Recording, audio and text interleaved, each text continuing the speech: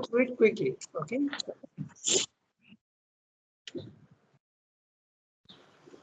I'm reading. Right?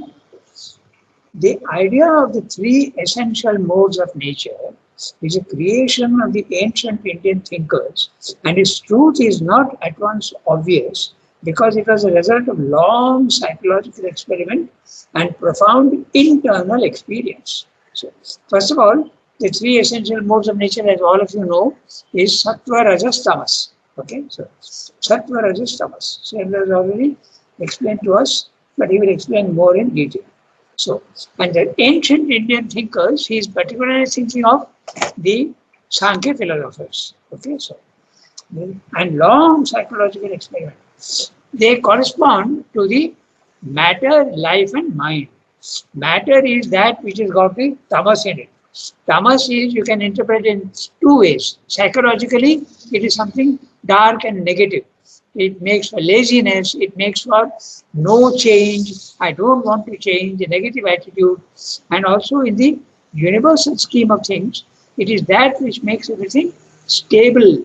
Because if you are not keen on change, then the positive aspect of it is very clearly stability.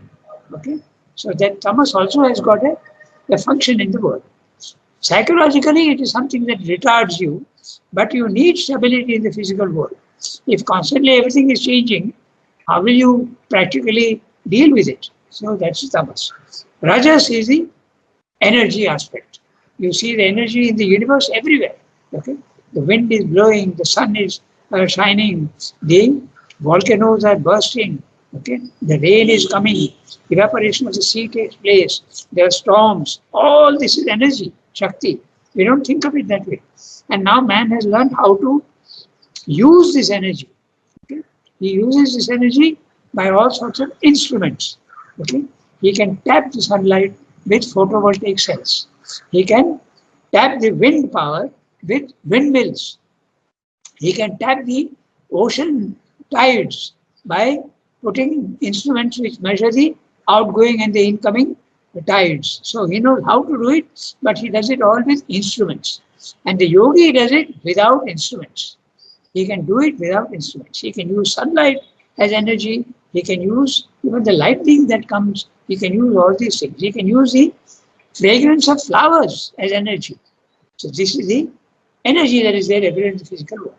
Then finally you have the sattva. Sattva is the subtle realities. Okay, and in the mind, in human beings, it is the mental principle that allows you knowledge. Of course, this knowledge at the mental level is half knowledge and half ignorance. Yet it is something far better than the rajas. Okay, I go to the next sentence. Therefore, without a long inner experience, without intimate self-observation and intuitive perception of the nature forces, it is difficult to grasp accurately or firmly utilize. This he wrote 100 years ago, more than 100 years ago. Now it is 2024. And he wrote this in 1914 to 1920. Okay, it has crossed 1 century. So he's saying difficult to grasp accurately or firmly utilize. Now we are able to utilize, even physically we are able to utilize. Okay, physically science is being able to do that. Still, certain broad indications may help the seeker on the way of works to understand, analyze, and control by his assent or refusal the combinations of his own nature. So let's have a look at what is assenting and what is refusing. Okay, so he's saying, first of all, he's talking about the way of works, that is Karma Yoga. And he's saying there are three things: understanding, analyzing, and controlling. And how does he do that? By agreeing to it or refusing to it. So what does he agree to? He agrees to the pure energy of the aspect of Rajas. He agrees to the peace and calm of the Tamas. He agrees to the knowledge aspect of the divine. Of the mind. And what does he refuse?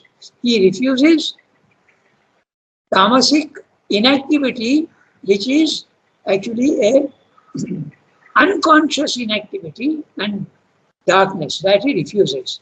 And also at the level of the vital, the rajas, he refuses the impurity of the vital. At the mental level, he refuses to accept the confusions and doubts of the mind. So there is an assent and a refusal. You accept the good parts of it and you refuse the negative parts of it. Okay, so how understandably explaining in one sentence, he is putting in so much stuff. Okay. Just by analyzing the assent and refusal. And understanding first, then analyzing, and then controlling. Okay, so this is what we do. Or the combinations of his own nature. What are the combinations of his own nature? Sattva, Rajas, Tamas. Body, mind, life. These modes are termed in the Indian books qualities, gunas, and they are given the names Sattva, Rajas, Tamas. Note the word, interesting word, qualities.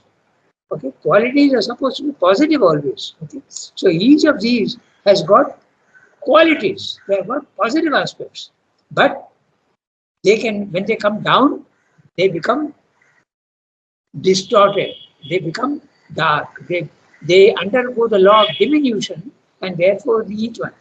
The tamas becomes negative, the rajas becomes negative, impure, and sattva becomes not illumination but darkness, not understanding and knowledge but ignorance. So this is what happens. Okay, but they are qualities essentially. Okay? So, sattva is a force. Now we explain. Sattva is a force of equilibrium, balance. Okay, a stable condition.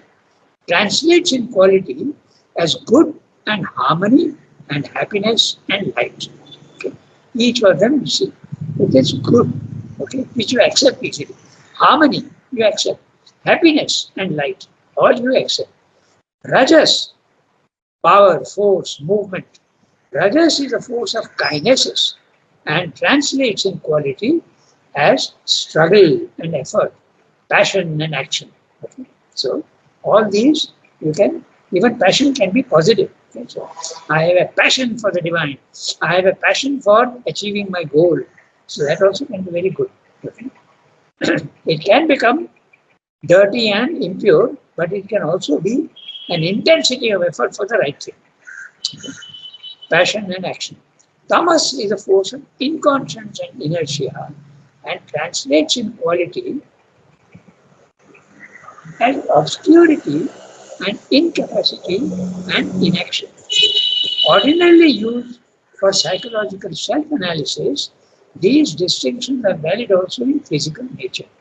This sentence very clearly tells you that between the individual and the universe, there is a very clear connection. Okay?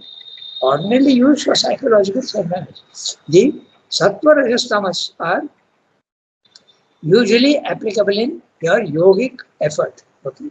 But they are there everywhere in the universe. Okay? And that's very interesting because the sattva, rajas, tamas also is applied by the Gita for everything. Okay? Even food, even animals, even gifting, even will.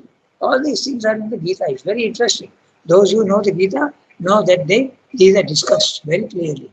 Okay, so this is what it says. These are each thing and every existence in the lower Prakriti contains them, and its process and dynamic form are the result of the interaction of these qualitative powers. He is still using the word qualitative powers. But now he is using the word qualitative in the sense of characteristics. Okay. But I think we can have just a very brief discussion because many of you may not have read the Gita. So, for instance, you take the case of will. Okay.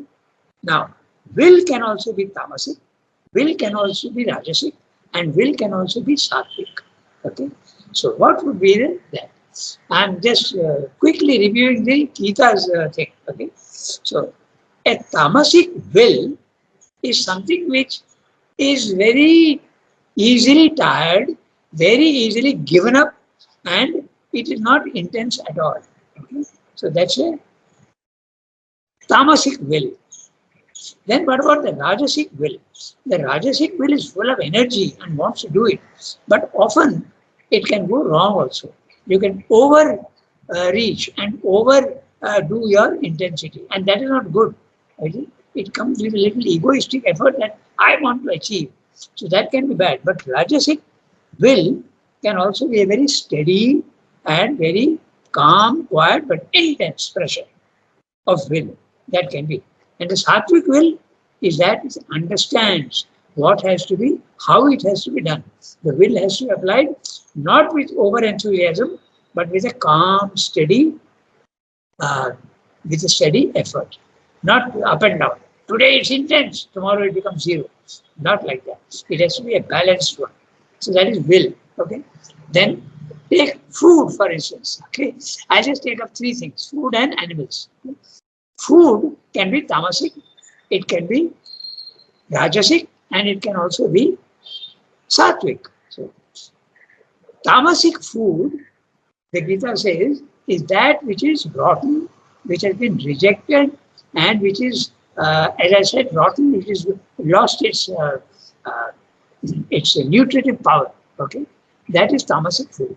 You see very often beggars looking in dustbins for food because they don't have food. That's a tamasic like.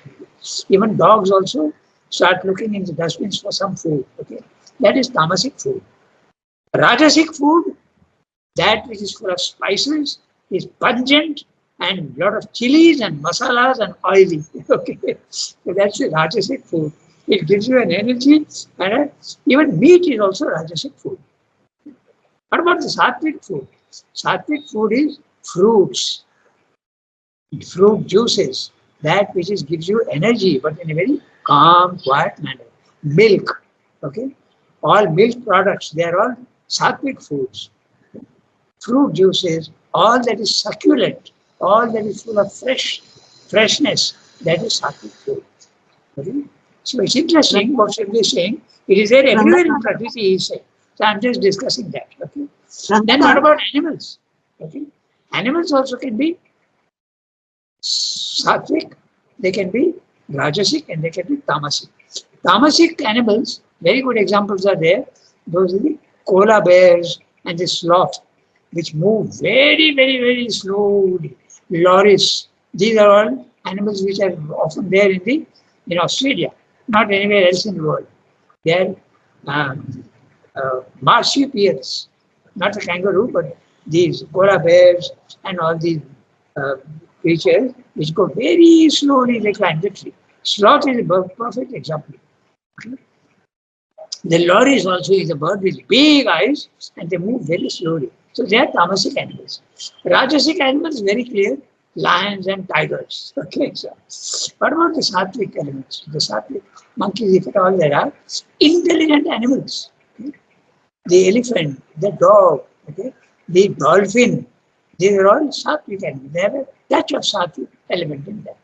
So that's what Shaiva is saying. Each thing and every existence in the lower Prakriti contains them, and its process and dynamic form are the result of the interaction of the qualitative powers. So, I gave you examples of how it is there in the universe also, apart from man. Okay. So, now we go to the next sentence. Now somebody has to read. Usually it is Archanaji, because afterwards she has to go to the dispensary. So Archanaji, if you have the text, you can Yes, Ranganath, I have the text. every form of things.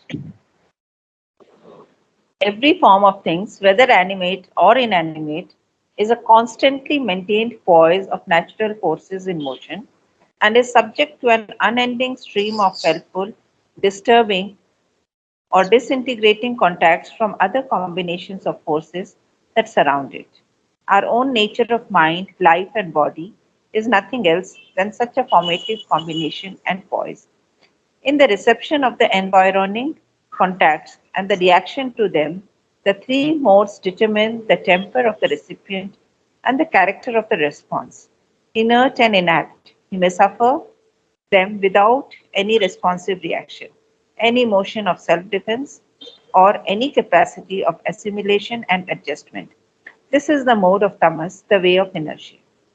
The stigmata of tamas are blindness and unconsciousness, and incapacity and unintelligence. sloth and indolence, and inactivity and mechanical routine, and the mind's torpor and life's sleep and the soul's slumber. Its effect, if uncorrected by other elements, can be nothing but disintegration of the form or the poise of the nature without any new creation or new equilibrium or force of kinetic progress. At the heart of this inert impotence is the principle of ignorance and an inability of slothful unwillingness to comprehend, seize, and manage the stimulating or assailing contact, the suggestion of environing forces, and their urge towards fresh experience.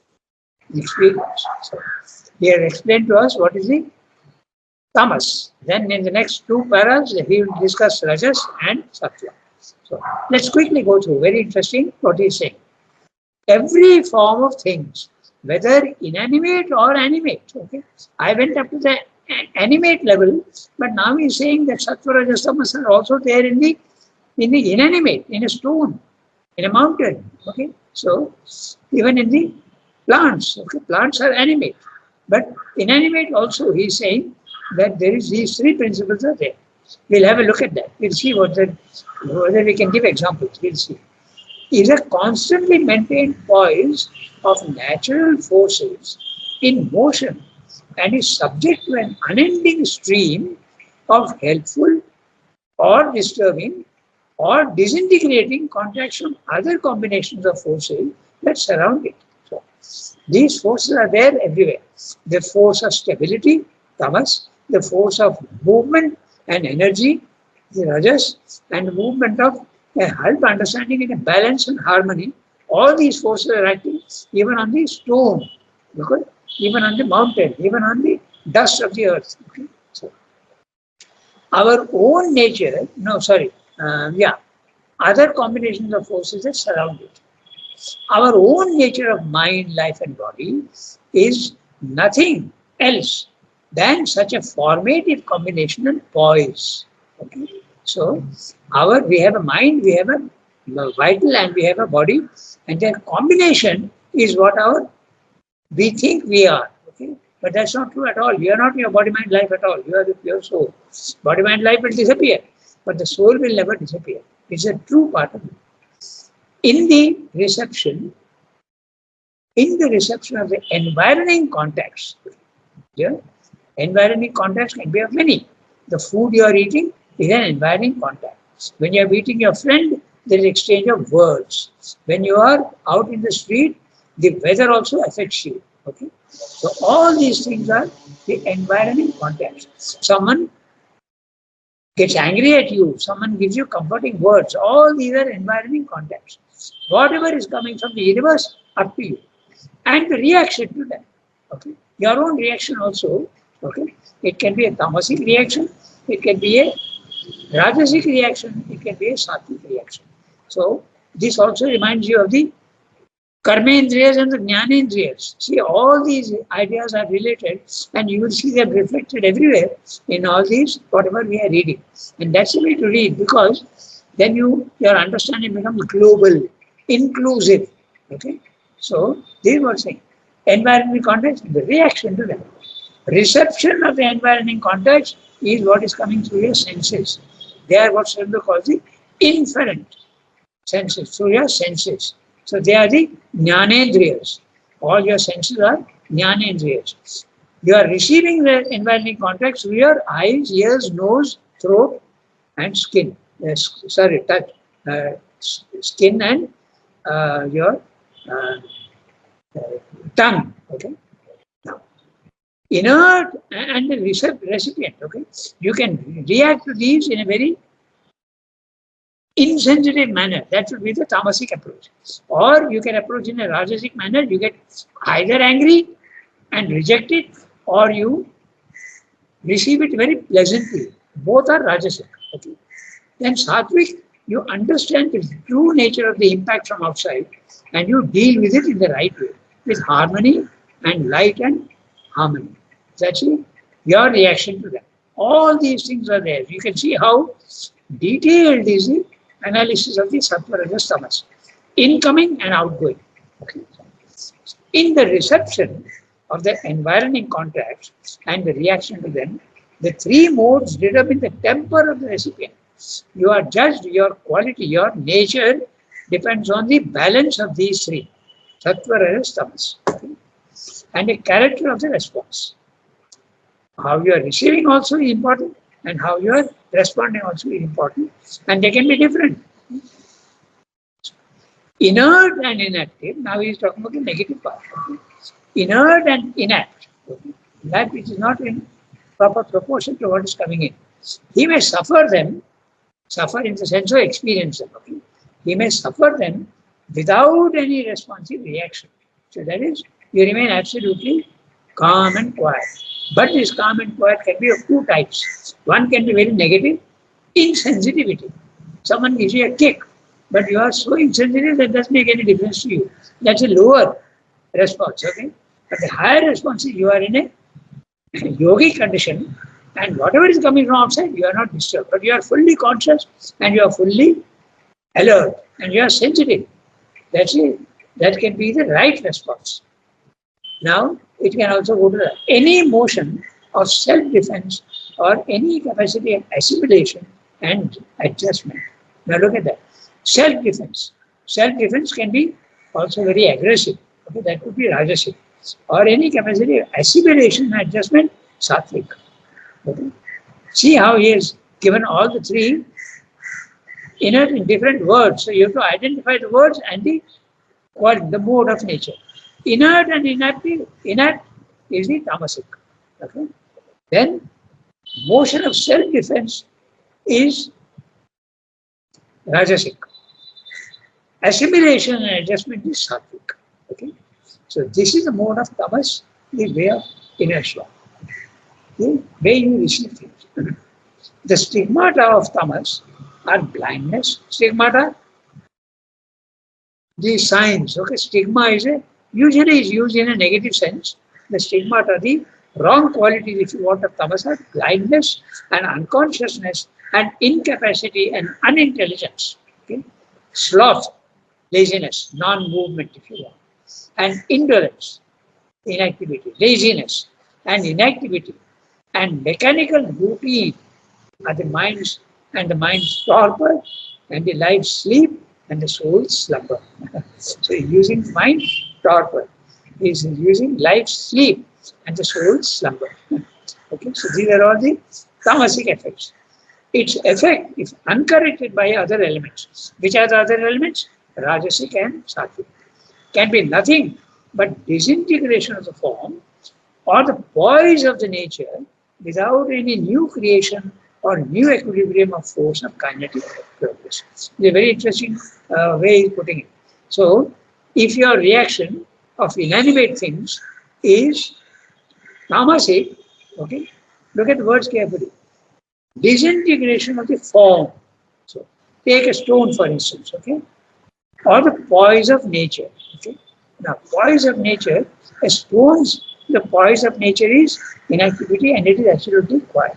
But if it is tamasic in nature, like the stone, will it disintegrate?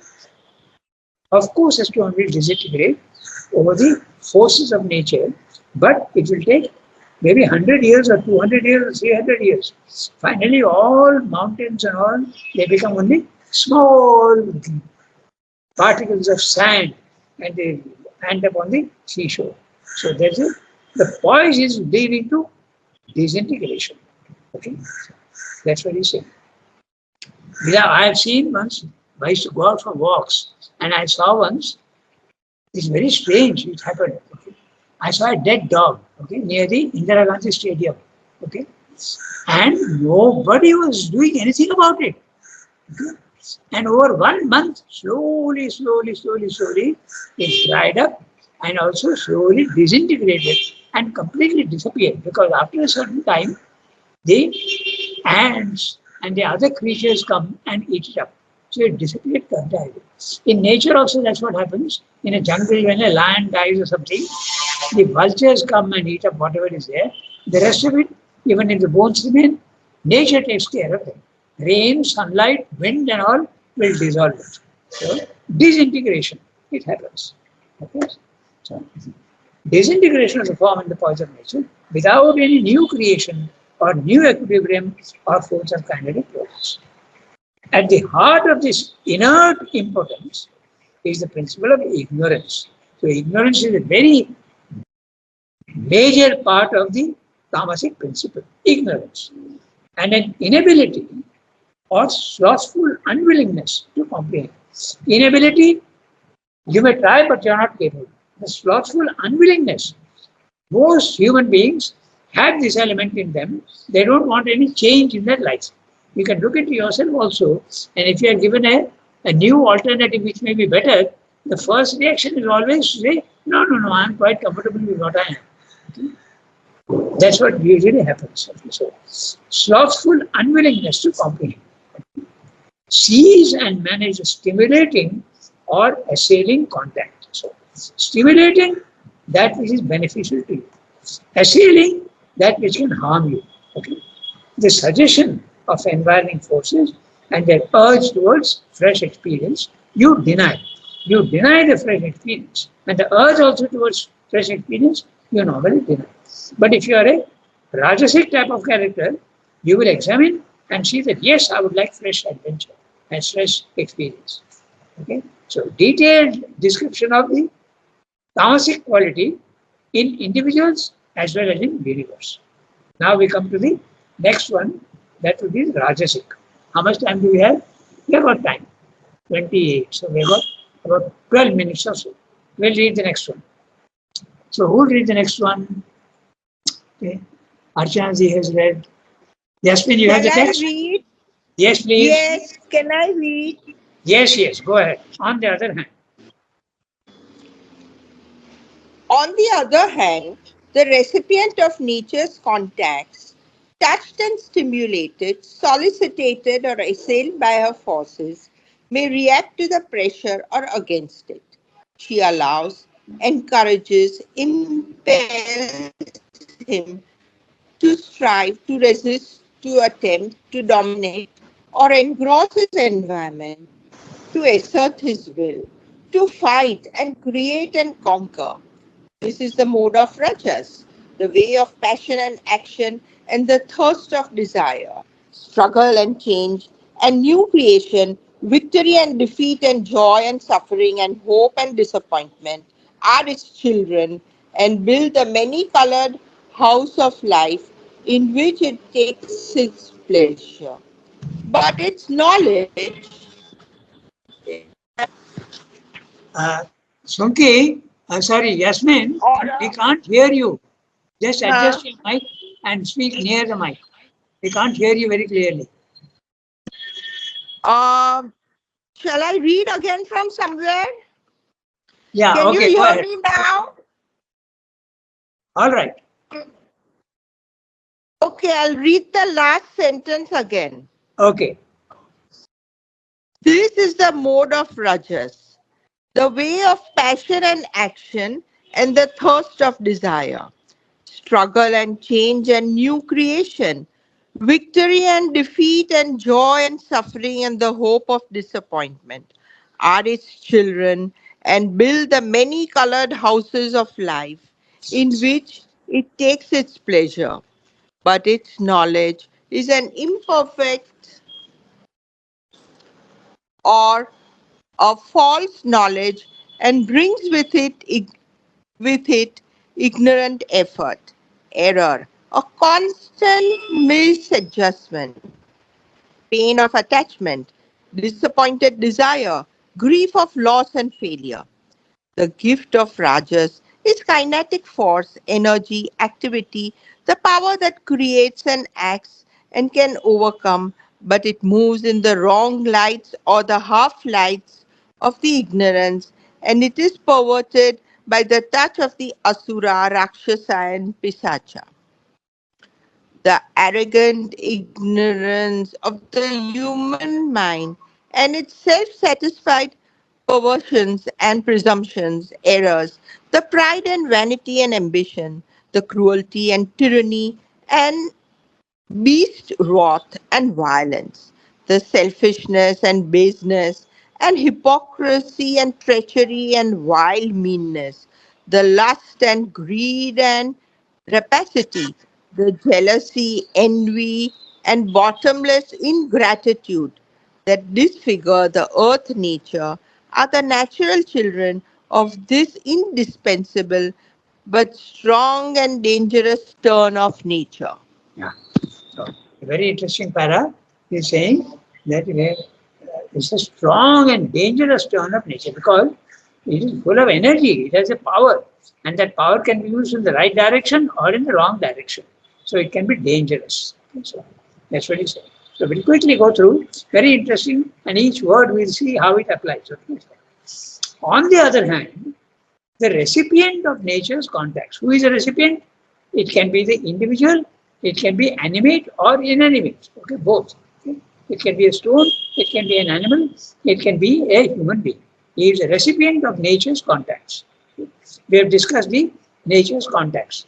It can be food, it can be sunlight, it can be wind, it can be other people's comments on you, other people's praise or insults. All these are nature's contacts on the individual and even in the, by the way, even trees, okay? Even trees and plants are receptive. They have receptive power, okay? If you love them, they respond in a very positive manner, plants. And if you don't treat them properly, they also suffer, okay? So that's the recipient of nature's contacts. Touched and stimulated, solicited or assailed by her forces. So just see how interesting several words. Touched and stimulated in a positive way. The encouragement of the energy given to you. Okay? When you eat food, there is stimulation of energy in you. Okay? When someone praises you, it stimulates a happiness in you. Okay? So touched and stimulated. Solicited or assailed by her forces. The forces that are coming from outside can solicit you. Okay? They can ask for your cooperation. Or they can assail you. They can also, an insult assails you, a praise solicits you. Okay? So, may react to the pressure or against it. So when the pressure comes from outside, you may react in a positive way or you may react against it. If someone is angry with you, you will normally react in a negative way, you will react against it if you are Rajasic. But if you are Sattvic, then you will not react at all. Okay? And if you are Tamasic, also you may not react at all through ignorance and insensitivity. Okay, so how inclusive is the language? Okay, she allows. Who is she? Nature. She allows. Whenever it is she, 90% of the time it is nature. You go back and you will see that nature has been mentioned. She allows, encourages, impels him to strive, to resist, to attempt, to dominate or engross his environment, to assert his will, to fight and create and conquer. Now, all these words can be negative as well as positive. So, we'll have a look at that. Okay? She, nature, allows. Okay, first of all, she allows. If you are Rajasic, encourages. Okay, that is positive.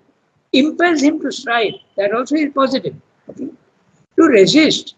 Wrong influences coming to you, you resist. Okay, and you attempt. Okay, that is also good. Okay, to dominate or engross his environment. Now that's positive if it is not selfish. But if it is positive, selfishness to dominate is something negative. So I'm just using or both, negative and positive. Or engross his environment, to possess it. Okay? To assert his will. Now, asserting your will against others is negative. But to assert your will against your own imperfections is something positive. So, to fight, again, negative and positive both, and create and conquer. So, these are all the principles of the Rajas. Okay? Conquer.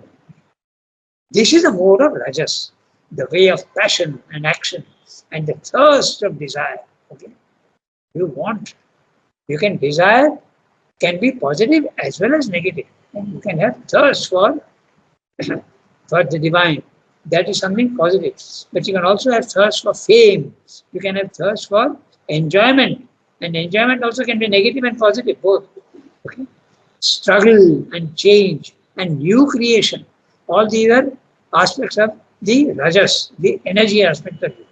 Struggle and change and new creation, victory and defeat, and joy and suffering and hope and disappointment are his children, and build the many-colored house of life in which it takes its pleasure. Now, note interestingly, it is taking pleasure. Rajas takes pleasure even in something which is negative. Okay, so a camel and goats often eat thorny things. Okay, it is negative. It may even make them bleed, but they still take pleasure in it. What about when we eat food? Okay, tremendously hot things can make your tongue will burn, but yet you enjoy. There are many people who enjoy that. Not everybody, but you can enjoy that. The pungency of the food you will enjoy. Okay, so this is what he's saying. And a many-colored house of life. Okay, Rajas is the one that gives color to life. If Rajas is not there, everything will be bland and very flat. Okay, so it is that which gives you. There's a very interesting director. I forget his name now, Bengali director. And in all his movies, he used to always have a hero and a villain. Okay, so someone asked him, "Why are you always putting villain? Why can't you have a movie without a villain?" So he said, "But that's what gives you life. That's what gives you the interest." Okay? That's exactly what Shendra is saying. Okay? He's saying that defeat and joy and suffering and hope and disappointment, the ups and downs of life, are what gives color, okay, and interest in life for his children, and builds a many-colored house of life in which it takes pleasure. There are many people who enjoy other people's ups and downs and the anger and the outbursts also. The powers, enjoyment is also there in all this. That's the Rajasic element. But its knowledge is an imperfect or a false knowledge and brings with it ignorant effort. You make an effort, but it's ignorant. Error, a constant misadjustment, pain of attachment. Now look at that. When you are attached, you think there is something very good, but it will give you pain. Because when that person leaves, it will give you a little bit of pain. Okay, so not a little bit, sometimes it can be immense. Okay, so there's a novel by Somerset Maugham, okay, in which a person loved another person, but that other person never responded to the love. So, constant pain. The whole novel is built on that. Okay, so there's a pain of attachment, disappointed desire, grief of loss and failure. All these are the characteristics of Rajas. Now, Sri is talking about the particular good qualities of Rajas. The gift, I've got 1 minute, I'll finish the paragraph. The gift of Rajas is the positive aspects, kinetic force, energy, activity, the power that creates and acts and can overcome. These are all the positive aspects, pure energy without any impurities. But it moves in the wrong lights or half lights of the ignorance and is perverted by the touch of the Asura, Rakshasa, Pisacha. The Asuras normally are at the mental level, the Rakshasas are at the vital level, and the Pisachas are at the subtle physical level. Okay? So these are the wrong elements at the mental level, vital level, and the physical level. Okay? The arrogant ignorance of the human mind and its self-satisfied perversions and presumptuous errors. Look at the word presumptuous error. You have an error, but you insist that it's the right one. Okay? You presume it to be the right one. Okay? It's presumptuous errors. The pride and vanity and ambition, the cruelty and tyranny and beast wrath. Okay? Beast wrath, that of an animal. Okay? And violence, the selfishness and baseness and hypocrisy and treachery and vile meanness, the lust and greed and rapacity, the jealousy, envy, and the bottomless ingratitude that disfigure the earth nature are the natural children of this indispensable but strong and dangerous turn of nature. The word natural is very interesting. When you say natural child, okay, it's a child born out of wedlock. Okay, so don't think natural means something in nature or something ordinary. The word natural children is children born out of wedlock. So they are not legal. Okay? In other words, there is a suggestion that all these things are not the right things. Okay? Treachery, vileness, meanness, lust, and greed are the wrong children. Okay? Born not legitimate children. They are the illegitimate children of this indispensable and strong and dangerous turn of nature. So, very beautiful description of how it can be positive as well as negative. Okay, so we stop here today.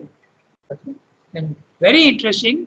You reread the parallel again and give examples to yourself of how it can be positive as well as negative.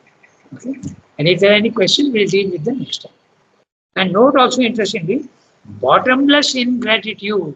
Okay, I'll give you a very interesting incident in the life of Ishwar Chandra Vidyasagar. Okay, he was quite a gentleman, quite a famous one because he was very wise. Okay?